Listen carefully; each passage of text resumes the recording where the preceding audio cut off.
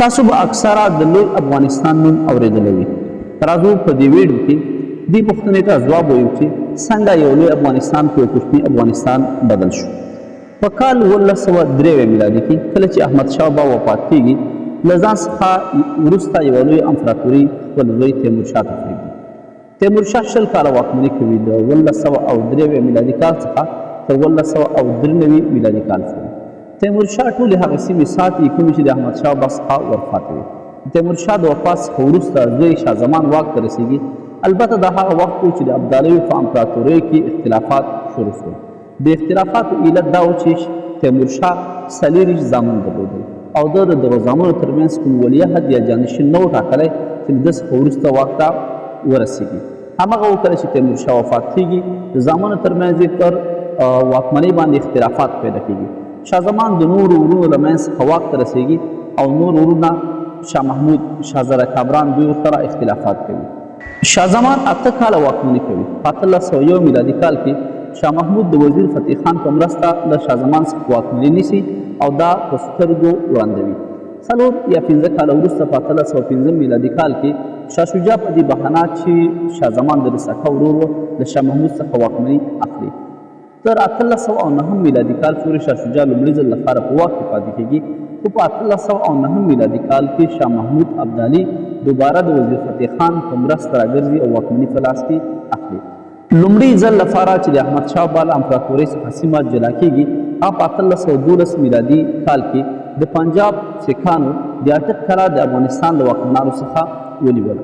وروسته په 1819 میلادي کال کې د کشمیر سیمه د افغانستان څخه جلا کوي، البته د پنجاب سیکان.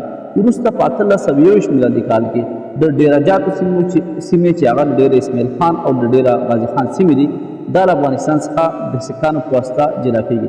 البته په دې وخت کې د سیکانو مشر رنجیت سنګ و، خو تر شا یې د برطانوي هند لاس و، کوم چې په هند کې موجود ول، یا ختیځ هندي کمپنۍ ورته ویلې یا ویسټ انډین کمپنۍ. د دوی په واسطه سیکان د افغانستان څخه مختلفې سیمې جلا کوي. بالاخره په 1823 میلادي کال کې سیکان په دې توانېږي چې د انګریزانو په مرسته د پېښور سیمه هم له افغانستان څخه د تل لپاره جلا کړي. په کال 1838 کې افغان انګلیس لومړۍ جګړه کېږي، تر 1842 میلادي کال پورې دوام کوي. د دې جګړې په پایله کې د سند ولایت هم له افغانستان څخه جلا شو. د 1854 میلادي کال څخه تر 1806 میلادي کال پورې د بلوچستان ولایت په تدریجي شکل له افغانستان څخه جلا کېږي او د هغه وخت برطانوي هند برخه ګرځي.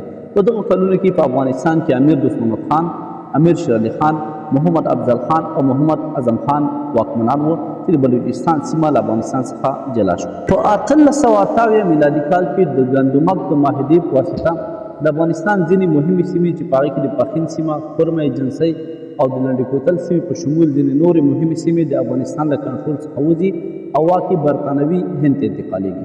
په 1893 میلادي کال کې د ډیورند معاهده رامنځته کېږي چې د هغې په اساس له افغانستان څخه د 9 څخه نیولې تر 11 پورې سیمې له افغانستان څخه جلا کېږي او بالاخره د افغانستان اوسنۍ نقشه په لاس باندې راځي یا تکمیل کېږي. د دې څخه مخکې په 1815 میلادي کال کې د پنجدې سیمه چې د اوسني ترکمنستان برخه ده په یو ظالمانه شکل د روسانو لخوا نیول کېږي او د هغه وخت د روسي برخه ګرځي. په دغه شکل افغانستان د تاریخ په اوږدو کې خپله لویه جغرافیه د لاسه ورکړه او په 6,52,000 کیلومتر مربع لرونکي یو کوچني افغانستان باندې بدل شو.